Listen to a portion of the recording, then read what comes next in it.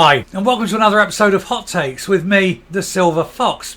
In case you're wondering about my voice being a bit different, I've literally just had some oral morphine and my throat just has completely sort of softened on it. So that's why the voice is a bit different at the moment. It should be temporary, it should pass. But Lorna Slater has basically said that the Westminster government are terrified of having Greens in power in Scotland. Said because their wise, simple, brilliant ideas are ones that the public will accept, and therefore the government in Westminster will be forced to adopt them whether they want them or not. This, of course, is quite clearly bonkers. The people in Westminster are terrified of the Greens in power, but simply for the same reason everyone in Scotland is terrified of the Greens in power. They're morons, and the last thing you want is morons in charge. But we'll have a look at this article and see why she is absolutely off her trolley. Here goes. Now, the great thing about Lorna Slater is she's always there. If ever you need someone to cheer you up by ridiculing them, she's always there. She always opens her mouth, says the most marvellous things. So Lorna Slater is mocked over the claim that Westminster is terrified of the Greens in government, as a Tycoon blast policies as detrimental to Scotland. Well, let's say detrimental to just about everything. The Scottish Greens and the SNP have been struggling to defend the Bute House Agreement, with Scots Tycoon's Tom Hunter the latest prominent businessman to blast the policies of the Environmental Party. Well, mental, I'll grant you. They've been putting the mental into environmental for years. And there you are, look, the Leprechaun and Geoffrey. Neither of them have got a clue. Unbelievable people. Scottish Greens co-leader Lorna Slater has been mercilessly mocked on social media, and indeed will be here, after claiming that some of the criticism of the Bute House Agreement is because Westminster is terrified of her party being in government. The junior minister made the claim in a pro-independent newspaper, The National, Pravda as we call it. Now, she's saying that people down in Westminster are terrified. People down in Westminster don't give one flying bugger, do they? They have hardly heard of her. They don't care about her. She is so low in the scheme of things. I mean, she's several orders of magnitude below anything that goes on at Westminster. Never mind being terrified of her. Haven't heard of her.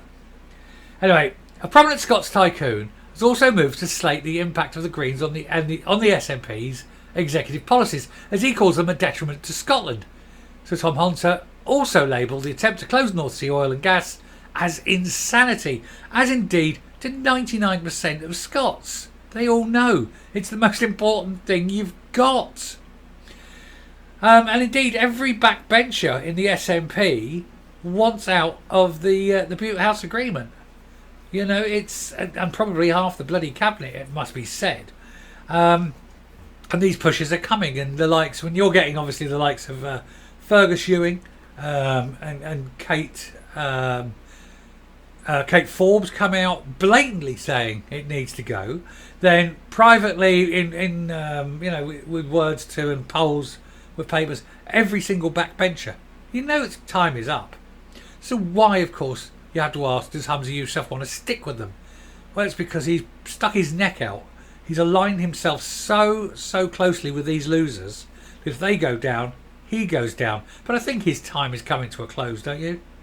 Anyway, the Bute House Agreement has come under growing pressure in recent months, following a number of failed initiatives pushed forward by the Scottish Greens. Not a number of them.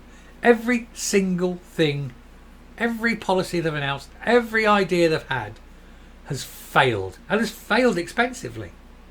This includes the deposit return scheme, which was axed despite millions of pounds of taxpayers' money being ploughed into it.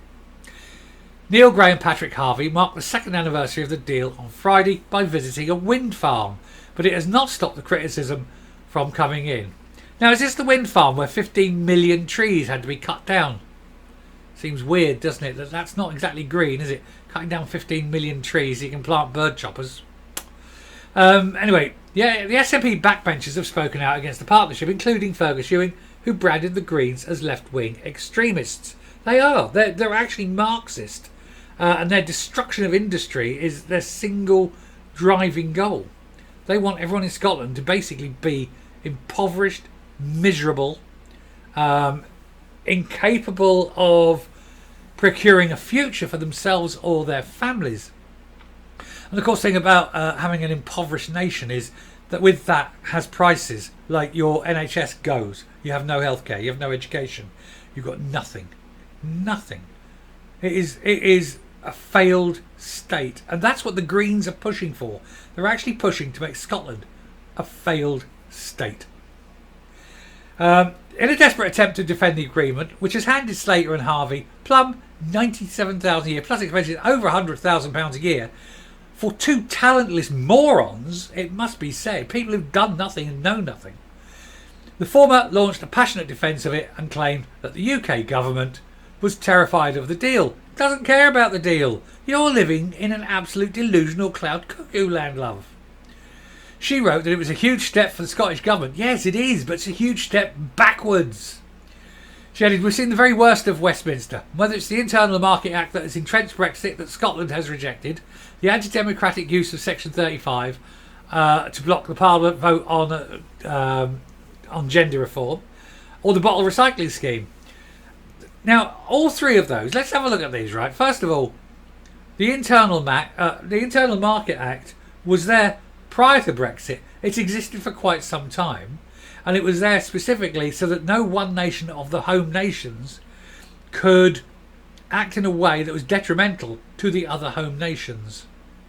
That's been there for quite some time. I mean, the roots of it go back to the Act of Union, love. So you need to really, read your history. It was not your history, of course, is it, you Canadian bin?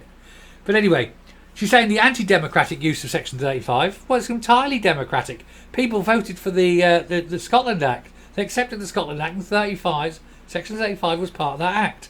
And therefore it's got a democratic mandate to be there. And then she's talking about the bottling of the can and bottling recycling, the problem with that. The problem with that was, one, you didn't apply in time, and secondly, you'd lost a court case, which meant that you had to go to every single individual retailer, one at a time, and organise costs and expenses and that with each of them at the time. It's the court that's done that because you failed to do your job. None of this is Westminster. Every single fail that happens is that woman there. That is unbelievable that one woman can fail so spectacularly, so often, and still keep her job. Unbelievable, isn't it?